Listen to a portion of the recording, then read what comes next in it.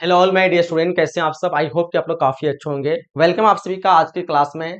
फटाफट से आप लोग अपने अपने दोस्तों के साथ शेयर कर देंगे। काफ़ी इंपॉर्टेंट क्लास होने वाली है। जैसे कि आप सभी को पता होगा, हम लोग एक नए सीरीज का स्टार्ट किए जो कि क्वेश्चन बैंक सीरीज है। इस क्वेश्चन बैंक सीरीज में हम लोग 2009 से लेकर अब तक जितने भी क्वेश्चन पूछे गए हैं, सारे क्वेश्चन को कंप्लीट करने वाले हैं। एक बार आप लोग ईमानदारी के साथ अपने अपने दोस्तों के साथ शेयर कर दीजिए और आप लोग को एकदम पूरे ईमानदारी के साथ आज की क्लास पूरी एंड तक देखना है।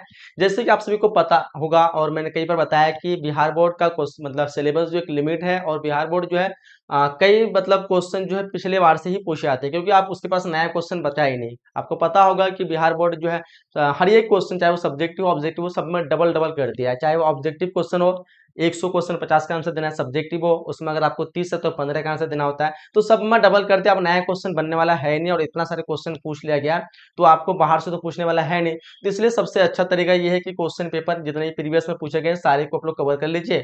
बिल्कुल आपको गारंटी, तो अगर मार्क्स लाना चाहते हो 100% मार्क्स पर ला सकते हैं प्रीवियस ईयर के क्वेश्चन को पढ़ करके, ठीक है। तो इसलिए आज का क्लास आप लोग को ध्यान से ईमानदारी के साथ अंत तक बना रहना है और इस वीडियो को अपने अपने सभी दोस्तों के साथ जरूर शेयर करना है। इस तरह हम लोग सारे सब्जेक्ट कवर करने वाले, सिर्फ ऑब्जेक्टिव नहीं सब्जेक्टिव भी हम लोग बताएंगे, पूरा सोल्यूशन बताएंगे, इसलिए आप लोग अंत तक रहिएगा, ठीक है।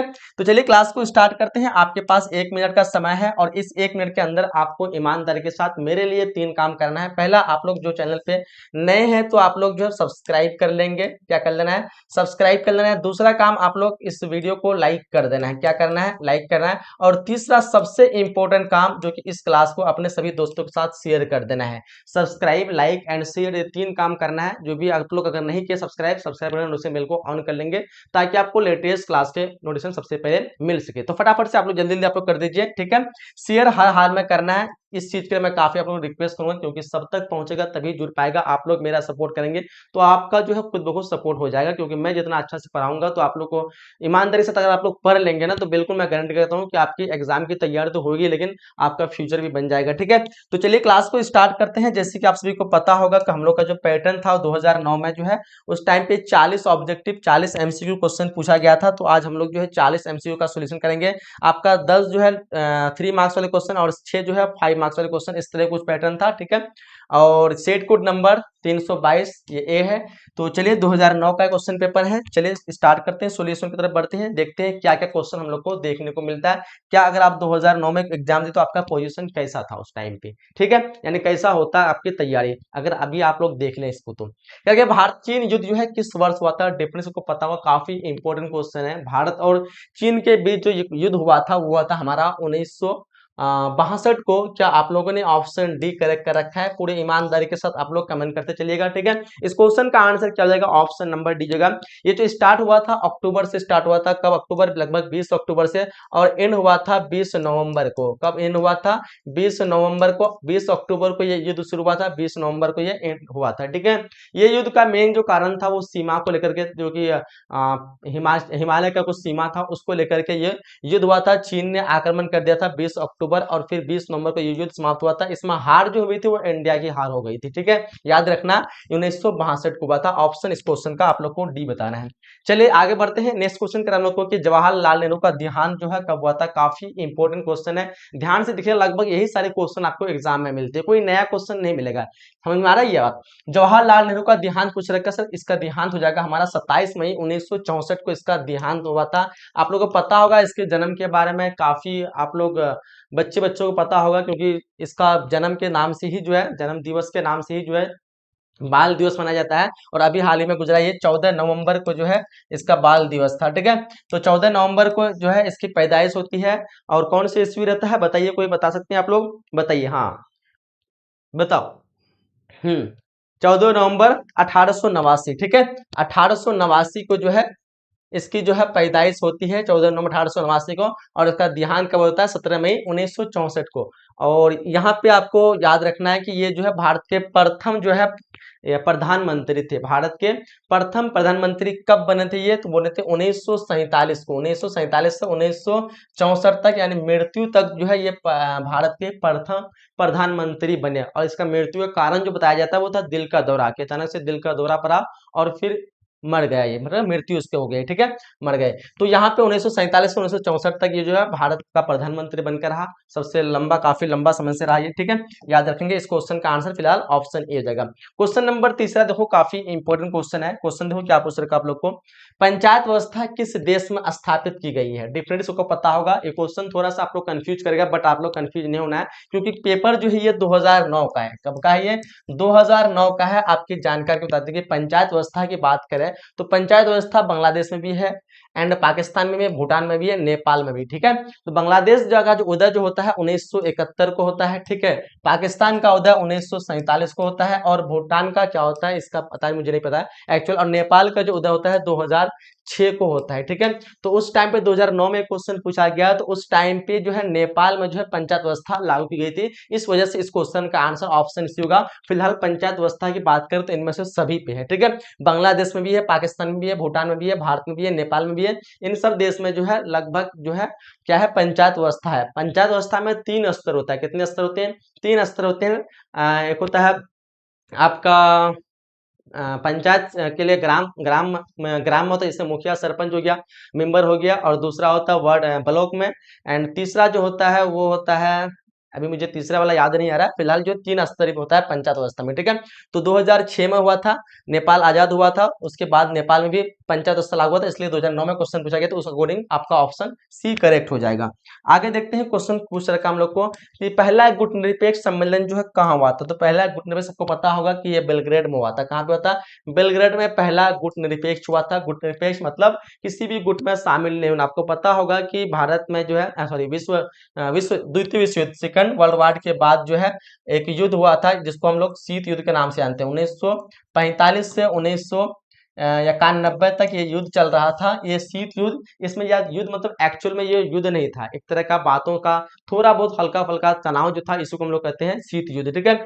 तो उस टाइम पे जो है लोगों के पास 2 ऑप्शन था, चाहे वो सोवियत संघ के साथ जुड़ जाए या फिर अमेरिका के साथ जुड़ जाए, ठीक है। तो उस वजह उस टाइम पे एक नया गुट बना जिसका नाम था गुट निरपेक्ष, कि किसी भी गुट में शामिल नहीं होना, हम लोग जो है किसी के पास नहीं जाएंगे, हम लोग एक अपना नया गुट बनाएंगे जिसमें सब युद्ध वगैरह से दूर रहेगा, ठीक है। तो इसका पहला जो सम्मेलन हुआ था वो बेलग्रेड में हुआ था। ऑप्शन आपका बी यहाँ पे करेक्ट हो जाएगी, ठीक है। चलिए आगे देखते हैं नेक्स्ट क्वेश्चन। क्वेश्चन नंबर यहाँ पे 5 देखो क्या पूछ रखा है कि भारत में लंबे संघर्ष के बाद स्वतंत्रता कब पाई थी? सबको पता होगा कि भारत जो है लगभग 200 वर्षों तक भारत जो है अंग्रेजों का गुलाम था। अंग्रेज ने सबसे पहले जो कंपनी स्थापित किया था 1600 ईस्वी को, और फिर 1600 जो है लगभग 9 को जो है एक अंग्रेज जो है मुगल काल के टाइम में जहांगीर के दरबार में आता और ईस्ट इंडिया कंपनी के बारे में प्रमोशन के लिए प्रमोशन किया जाए और भारत में ला जाए, तब से अंग्रेज आया, और फिर जो पूरी तरह से लगभग जो शासन करना जो है बाद में 1800 के बाद में जो है स्टार्ट किया ये, ठीक है।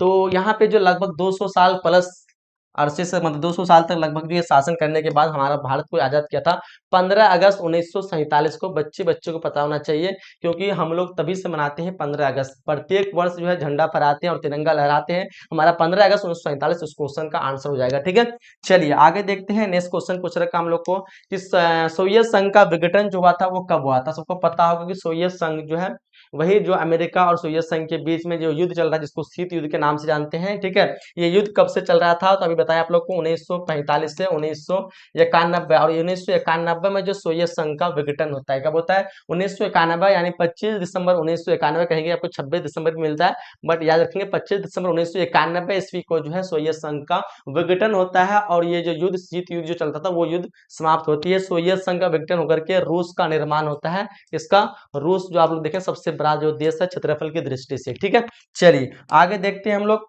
नेक्स्ट क्वेश्चन कह रहा है हम लोग को सुरक्षा परिषद के अस्थायी सदस्य की संख्या कितनी होती है? सुरक्षा परिषद में टोटल जो सदस्य होते हैं वो 15 होते हैं। कितने होते हैं टोटल सदस्य?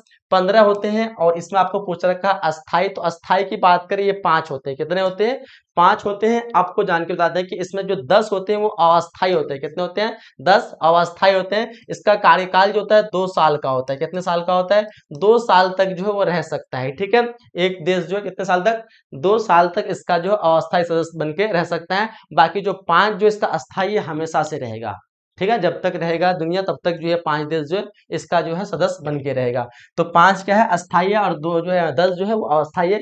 अस्थायी कितना साल तक? 2 साल तक। चलिए क्वेश्चन नंबर 8 आपको पूछ रखा हम लोग को, यूरोपीय आर्थिक समुदाय की स्थापना कब हुई थी? सबको पता होगा कि दो सेकेंड वर्ल्ड वार हुआ था, द्वितीय विश्व युद्ध हुआ था, उस टाइम पे जो है पूरी तरह अर्थव्यवस्था में गिरावट हो गई थी। 1945 के बाद जो है लगभग सभी देश की जो है अर्थव्यवस्था जो भारी मात्रा में गिर गई थी, पूरा जो है कमजोर हो गया था। तब जो है यूरोपीय आर्थिक समुदाय की स्थापना होती है 1947 को। इसका मेन मकसद जो होता है, सॉरी 1957 को, इसका मेन जो मकसद होता है कि जो आर्थिक व्यवस्था जो घट गई यूरोप में, उसको जो दोबारा फिर से लाया जाए और अच्छा किया जाए इसको, ठीक है। तो इस क्वेश्चन का आंसर आपका ऑप्शन ए जगह 1957 को यूरोपीय आर्थिक समुदाय की स्थापना होती है, ठीक है। चलिए आगे देखते हैं। नेक्स्ट क्वेश्चन पूछ रखा हम लोग को कि विश्व मानव अधिकार दिवस, सबको पता होगा मानव अधिकार दिवस, जिसको हम लोग एमनेस्टी इंटरनेशनल पार्क से संबंधित, इसका संबंध एमनेस्टी इंटरनेशनल पार्क से, इसका जो है मनाया जाता है ये 10 दिसंबर को। कब? तो 10 दिसंबर। आपका ऑप्शन यहाँ पे जो है क्या हो जाएगा, डी बिल्कुल करेक्ट हो जाएगा। आगे देखते हैं। नेक्स्ट क्वेश्चन कर हम लोग को दक्षिण एशिया में सबसे बड़ा जो देश वो कौन सा है। तो दक्षिण एशिया में सबसे बड़ा देश की बात करें तो डिफरेंस को दिख रहा होगा यहाँ पे, भारत ही एक ऐसा देश है जो दक्षिण एशिया में इन ऑप्शन के अकॉर्डिंग आपका सबसे बड़ा है, ठीक है। श्रीलंका तो देख पाएंगे भारत के नीचे एक थोड़ा सा ऐसे दिखता है, पाकिस्तान तो वो भी छोटा है, बांग्लादेश भी छोटा है, और भारत जो है सबसे बड़ा है इन देशों में। तो ऑप्शन हमारा ए रहेगा। अब भारत जो है अभी जनसंख्या की दृष्टि से विश्व का सबसे बड़ा देश बन चुका, आपको बता दें, और वैसे भी आप लोगों को पता होना चाहिए इस क्वेश्चन को। कह रहे हम लोग जनता पार्टी की सरकार जो बनी थी वो कब बनी, सबको पता होगा। जनता पार्टी जिसके संस्थापक जो है जयप्रकाश नारायण थे, इसकी सरकार कब बने थे, 1977 को जनता पार्टी की स्थापना होती है। ऑप्शन हमारा बी यहाँ पे करेक्ट हो जाएगा। क्या हो जाएगा, क्वेश्चन 11 का। चलो सभी का आंसर आना चाहिए ऑप्शन बी, वेरी गुड। आगे देखते हैं। नेक्स्ट क्वेश्चन पूछ रखा हम लोगों को, कि एक साथ कितने निजी बैंकों का राष्ट्रीयकरण किया गया है। एक साथ में इनमें से कितने निजी बैंकों का राष्ट्रीयकरण किया, तो उनमें से 14 निजी बैंकों का, कितने, 14 निजी बैंकों का। ऑप्शन आपका डी जो कब किया गया था, तो ये 1969 को किया गया था। कब किया गया था, 1969 को 14 बैंकों का निजीकरण किया गया था, ठीक है। चलो पता है सभी को। और फिर क्या हुआ, और फिर जो है 1980 में, 1980 में क्या हुआ कि जो 6 बैंक और इसको जो है मतलब इसका भी राष्ट्रीयकरण कर दिया, यानी जो निजी बैंक थे उन सबको जो है फिर बाद में 1980 में 6 बैंक जो है इसको भी राष्ट्रीयकरण दिया। ये सब जो हो रहा था किसके काल में, इंदिरा गांधी के काल में। इंदिरा गांधी ये सब किए थे कि 14 जो बैंक को जो है एक बार में राष्ट्रीयकरण करता है, जो कि निजी थे। राष्ट्रीयकरण अब वो राष्ट्र की जिम्मेदार, सरकार के जिम्मेदार में आएगी, ठीक है। तो एक साथ में 14 बैंक का 1969 में, फिर 6 बैंक का, टोटल इस तरह से जो है 20 बैंकों का राष्ट्रीयकरण किया गया था 1969 से 1980 के बीच में, ठीक है। फिर अभी 2022 के अकॉर्डिंग बात करें तो 2022 के अकॉर्डिंग मेरे ख्याल से 21 बैंक जो है निजी है, एंड लगभग कितना 8 या 6, कितना बैंक, किसी को पता है, नहीं पता है, 12 लगभग, 12 बैंक क्या कहते हैं राष्ट्रीयकरण में है, राष्ट्र के अंदर, और 21 जो है निजी है, ठीक है, 2022 के डाटा के अनुसार। चलिए आगे देखते हैं। अगर हम लोग को भारत की किस भाषा को राष्ट्रीय भाषा का दर्जा दिया गया, तो राष्ट्रीय भाषा बोलना जो है इतना सही नहीं है, राजकीय भाषा है। राजकीय भाषा में जो हिंदी आती है, ठीक है। अब देखो हिंदी को राष्ट्रीय भाषा घोषित करने वाला था, बट इसमें प्रॉब्लम क्या है कि जैसे आपको पता होगा भारत में अलग अलग स्टेट में जो अलग अलग भाषा बोली जा रही है, तो इसमें से अगर कोई एक हिंदी भाषा को सेलेक्ट करे तो हिंदी भाषा जो है सभी स्टेट में नहीं चलती थी। तो इससे जो अलग अलग स्टेट को जो ऐतराज हुआ कि नहीं ये कैसे हो सकता है, राष्ट्र तभी हो सकता है जो सभी राष्ट्र फॉलो करें। तो इस वजह से हिंदी भाषा को राजकीय भाषा का दर्जा दिया गया, ना कि राष्ट्रीय भाषा। तो इस क्वेश्चन का आंसर ऑप्शन यहाँ पे बी करेक्ट हो जाएगा। और सभी भाषाओं में सबसे ज्यादा जो मान्यता जो प्राप्त है वो हिंदी को ही है, हिंदी और अंग्रेजी को, ठीक है। और बाकी सारे भाषा, ऐसे तो बहुत सारे भाषा है, आपको लगभग संविधान के अनुसार लगभग 22 भाषा है, ठीक है। तो इसमें से ज्यादातर जो अहमियत दिया था हिंदी को और अंग्रेजी को, ठीक है। तो इसलिए हिंदी को राजकीय भाषा दर्जा दिया गया, ना कि राष्ट्रभाषा। तो क्वेश्चन में भी शायद गलती पूछा गया होगा या फिर क्या, आप लोग एक बार देख लीजिए। शॉक थेरेपी को अपनाया गया, कब अपनाया गया, तो शॉक थेरेपी को जो अपनाया गया था वो 1990 को अपनाया गया था। कब, 1990 को, जो कि अर्थव्यवस्था से संबंधित है, अर्थव्यवस्था से संबंधित है, अर्थव्यवस्था को बढ़ावा देना, शायद मे भी ऐसा ही कुछ होगा। 1990 को जो है अपनाया गया था। क्या हम लोग को भारत में विदेशी नीति का संचालन जो होता है वो संचालक जो है वो कौन है, तो इस क्वेश्चन का आंसर आप लोग बताना, क्योंकि यहाँ पे मेरे ख्याल से इनमें से कोई नहीं होना चाहिए, ठीक है। एंड 2009 के अकॉर्डिंग की बात करें तो ये यशवंत सिन्हा था, ठीक है। इस क्वेश्चन का आंसर फिलहाल ऑप्शन डी लगाएंगे, इनमें से कोई नहीं। बताइए आप लोग कमेंट बॉक्स में क्या होगा 15 नंबर क्वेश्चन का। 16 क्वेश्चन का हम लोग का, भारत के प्रथम गवर्नर जनरल कौन थे। देखो काफी इंपॉर्टेंट क्वेश्चन है, बट इस क्वेश्चन में भी थोड़ा सा मुझे लगता है कि मिस किया हुआ है। आप लोग बताइए इस क्वेश्चन का आंसर आप लोग क्या करेंगे। भारत के प्रथम गवर्नर जनरल की बात करें तो इस क्वेश्चन का आंसर जो है यहाँ पे लॉर्ड माउंटबेटन आप लोग का आंसर आएगा, जो कि बिल्कुल आप लोग सोचे हैं तो सही सोचे हैं, बट एक्चुअल में अगर ध्यान से आप सोचेंगे तो यहाँ पे आपको स्वतंत्र भारत होना चाहिए। क्या होना चाहिए? स्वतंत्र भारत के प्रथम गवर्नर जनरल, क्योंकि स्वतंत्र भारत के प्रथम गवर्नर जनरल लॉर्ड माउंटबेटन, ना कि भारत के। अगर भारत की बात करें तो भारत के पहले जो है लॉर्ड विलियम बेंटिक थे, जो कि 1828 में बने थे।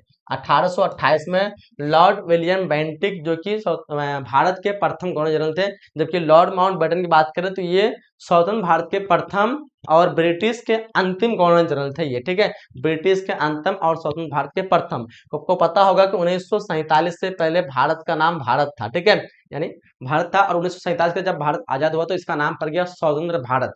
तो जो आपका लॉर्ड माउंटबेटन था 1947 को बना था, तो फिर भारत तो हुआ नहीं है, उस टाइम 1947 देश आजाद हो गया था, ठीक है। तो भारत के प्रथम की बात करें तो विलियम बेंटिक थे, स्वतंत्र भारत के प्रथम लॉर्ड माउंटबेटन थे। तो यहाँ पे स्वतंत्र भारत होना चाहिए, इस हिसाब से आपका ऑप्शन ए हो जाएगा। आगे देखते हैं, क्वेश्चन पूछ रखा हम लोग को, संविधान सभा के अध्यक्ष जो थे वो कौन थे? तो इसके अध्यक्ष आपको पता होगा राजेंद्र प्रसाद जो है संविधान सभा के अध्यक्ष है। संविधान सभा के अस्थायी अध्यक्ष की बात करें तो सचिदानंद सिंह है। संविधान सभा के प्रारूप समिति अध्यक्ष की बात करें तो ये भीमराव अम्बेडकर का, भीमराव अम्बेडकर प्रारूप समिति के अध्यक्ष। अस्थायी अध्यक्ष राजेंद्र प्रसाद, अस्थायी अध्यक्ष सचिदानंद सिंह। संविधान का पिता भीमराव अम्बेडकर कहता है, प्रथम कानून मंत्री भीमराव अम्बेडकर, ठीक है। चलिए आगे देखते हैं, क्वेश्चन आगे पूछ रखा हम लोग को, भारत के प्रथम राष्ट्रपति कौन थे? सबको पता होगा राजेंद्र प्रसाद जो है प्रथम राष्ट्रपति थे। ऑप्शन हमारा ए यहाँ पे बिल्कुल करेक्ट हो जाएगी, ठीक है। चलिए आगे देखते हैं, क्वेश्चन आगे पूछ रखा हम लोग को कि भारतीय विदेश नीति का आधार जो है स्तंभ क्या है? सबको पता होगा भारतीय विदेश नीति का आधार स्तंभ मतलब विश्व शांति, पूरे विश्व में शांति, बिल्कुल सही है। पंचशील बिल्कुल सही है। शांति सह आज तो बिल्कुल इनमें सभी बोलेंगे, ऑप्शन डी हमारा बिल्कुल यहाँ पे करेक्ट होने वाली है, ऑप्शन डी, ठीक है। चलिए आगे देखते हैं, क्वेश्चन आगे पूछ रहे हम लोग को, भारत में चुनाव आयोग का गठन जो है कब हुआ था? डेफिनेटली को पता होगा, भारत में जो है चुनाव आयोग जो है कब हुआ था? ये 1950 को हुआ था। कब हुआ था? 1950। बट यहाँ पे आपको डेट पहचानना है, हमारा जो जनवरी 1950 कब कौन सा? 25 जनवरी, 25 जनवरी 1950 को चुनाव आयोग का जो है गठन हुआ था, और 26 जनवरी को जो है संविधान लागू हुआ था। सबको पता है 26 जनवरी को संविधान लागू हुआ, तो 25 जनवरी 1950 को चुनाव आयोग का गठन हुआ था। तो हमारा आंसर ऑप्शन यहाँ पे ए बिल्कुल करेक्ट होगा, ठीक है। चलिए आगे देखते हैं, नेक्स्ट क्वेश्चन की तरफ बढ़ते हैं। अगला क्वेश्चन पूछ रखा हम लोग को कि किस राजनीतिक दल ने 1975 में आपातकाल की घोषणा का जो है स्वागत किया था? तो आपातकालीन घोषणा जो है किसके काल में हुआ था? इंदिरा गांधी के काल में हुआ था। किसके काल में? इंदिरा गांधी के काल में, ठीक है। एंड किस राजनीतिक दल ने आपातकाल घोषणा को स्वागत किया था? तो मेरे ख्याल से सीपीआई होना चाहिए। देखो तो इस क्वेश्चन का आंसर क्या आप लोग ने ऑप्शन डी किया है। आगे देखते हैं, नेक्स्ट क्वेश्चन पूछ रखा, अगला क्वेश्चन पूछ रखा हम लोग को, भारतीय योजना आयोग का जो है अध्यक्ष होते हैं वो कौन होते हैं? तो भारतीय योजना आयोग के जो अध्यक्ष होते हैं वो होते हैं हमारा प्रधानमंत्री। कौन होते हैं? प्रधानमंत्री। योजना आयोग में जो है एक अध्यक्ष होते हैं, एक उपाध्यक्ष होते हैं, और 6 सदस्य होते हैं। कितने सदस्य होते हैं? 6 सदस्य होते हैं, एक अध्यक्ष और एक उपाध्यक्ष। तो यहाँ पे अध्यक्ष की तरह अध्यक्ष कौन होते हैं? प्रधानमंत्री। ऑप्शन आपका बी करेक्ट हो जाएगा। आगे देखते हैं, क्वेश्चन पूछ रखा हम लोग को, सीटीबीटी का पूर्ण रूप लिखें। ये क्वेश्चन आपको पूछा गया था, सीटीबीटी का पूर्ण रूप, इसका मतलब क्या होता है? इसका पूरा नाम क्या होता है? इसका मतलब होता है हिंदी में बोले तो व्यापक परमाणु परीक्षण प्रतिबंध संधि, इंग्लिश में बोले तो कॉम्प्रिहेंसिव न्यूक्लियर क्या है? Comprehensive nuclear test ban treaty, ठीक है। चलिए आगे देखते हैं हम लोग। आगे क्वेश्चन पूछ रखा है कि निम्नलिखित का पूर्ण रूप लिखें। इसका भी पूर्ण रूप काफी इंपोर्टेंट क्वेश्चन है। आसियान का पूर्ण रूप आपको पूछेगा एग्जाम में, तो आपको बताना है कि क्या दिया हुआ? दक्षिण पूर्वी एशिया राष्ट्र संगठन, या फिर हिंदी में बोले तो association of south east Asian nation, ठीक है।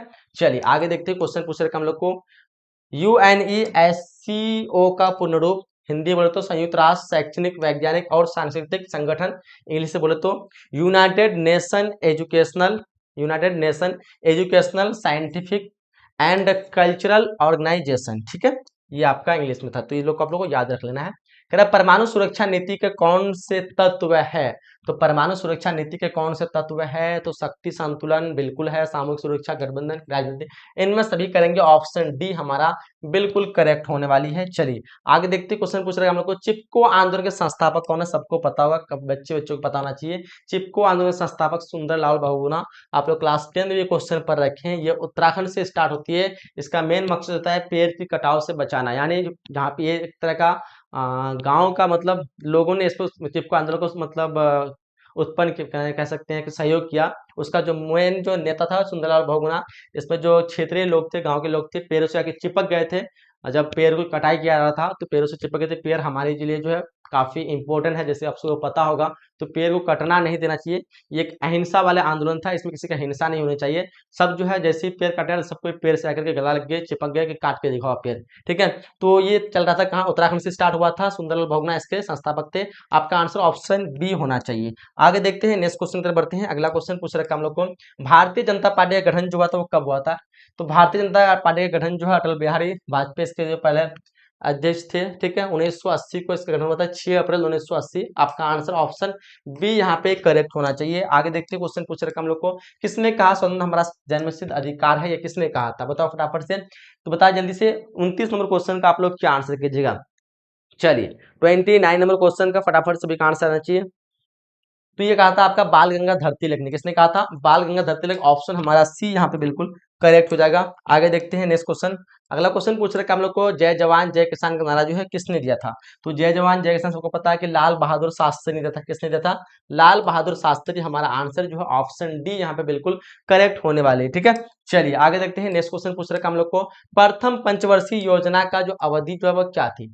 बिल्कुल काफी इंपोर्टेंट क्वेश्चन है। 1951 से 1956 हो जाएगा प्रथम। ठीक है, दूसरा 56 से 61। तो इस तरह से आप लोग पंचवर्षीय योजना के बारे में बहुत सारे एग्जाम में क्वेश्चन पूछा, तो आप लोग को याद रखना है। इस क्वेश्चन का आंसर आपका ऑप्शन ए बिल्कुल करेक्ट हो जाएगा। आगे देखते हैं, अगला क्वेश्चन पूछ रखा हम लोग को कि शिवसेना किस प्रांत की सक्रिय है? बताओ 32 नंबर क्वेश्चन का आप लोग क्या आंसर कीजिएगा। देखो आप लोग जो है कमेंट करना है ईमानदारी के साथ और जुड़े रहना। आप लोग भागा भागी करो, ये अच्छी बात नहीं है। सबको जो है आप लोग को अंत तक रहना है।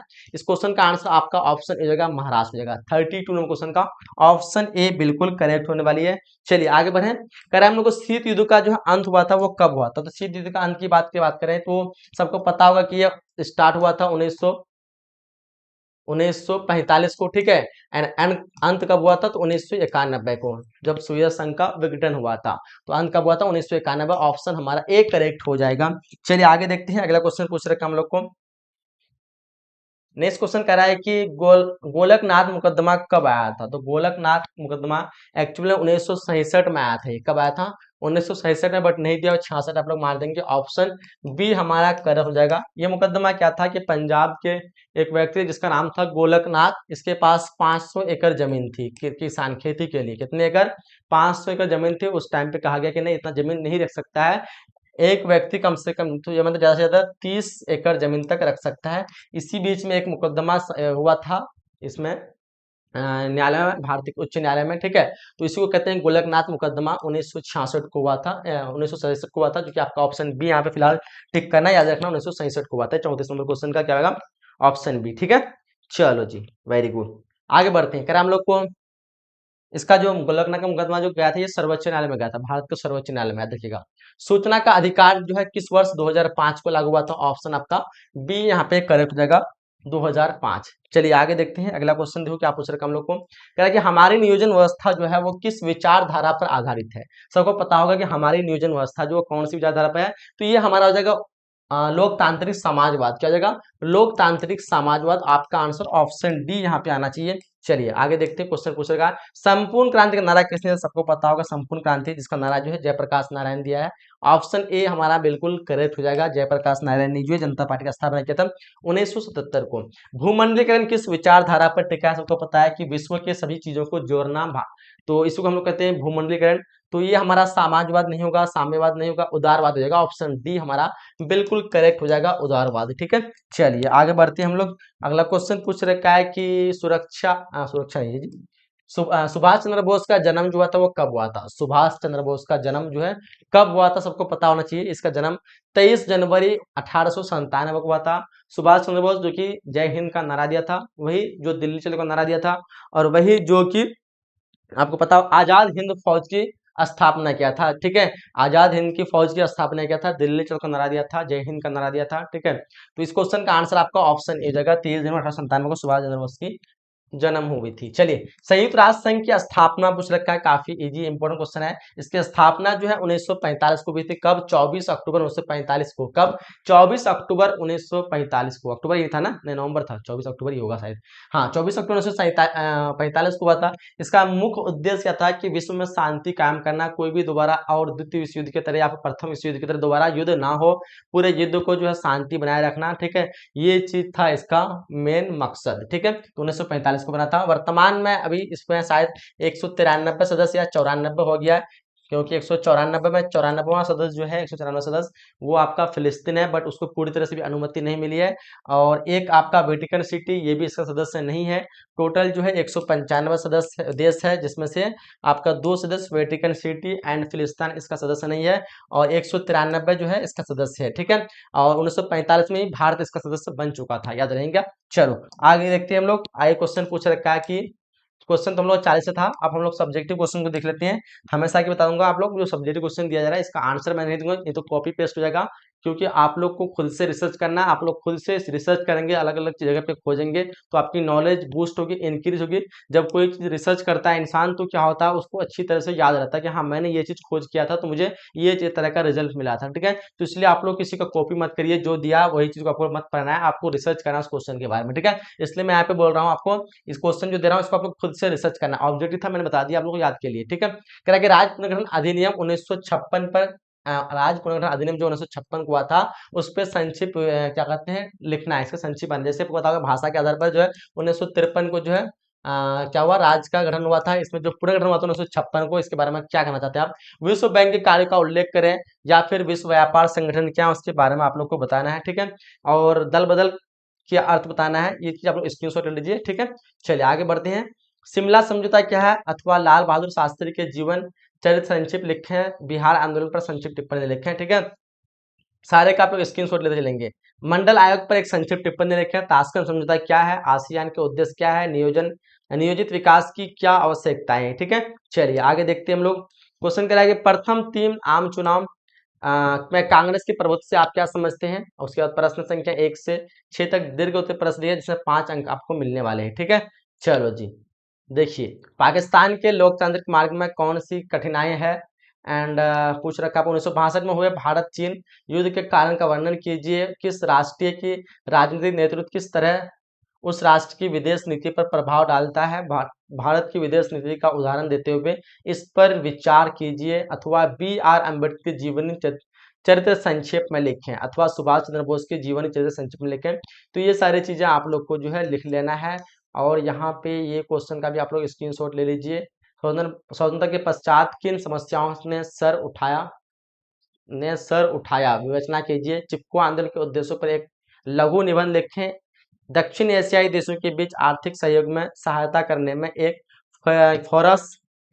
फोरम के रूप में दक्षेस की भूमिका का मूल्यांकन करें। तो ये था आपके 5 मार्क्स वाले लॉन्ग क्वेश्चन।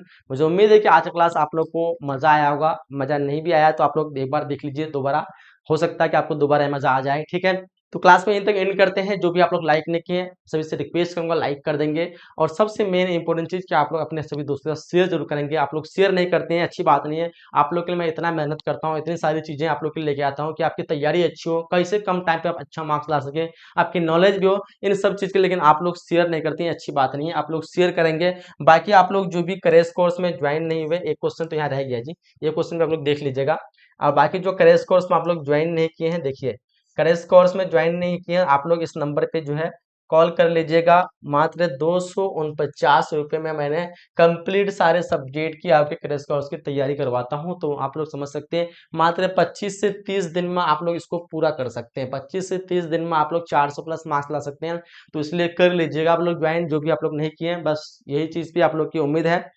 ठीक है, तो क्लास को एंड करते हैं। सबको शेयर करना है, लाइक करना है, जो भी चैनल पे नया चैनल को सब्सक्राइब कर देना है। मिलते हैं अगली क्लास में, तब तक के लिए जय हिंद, जय Bharat and thanks for watching.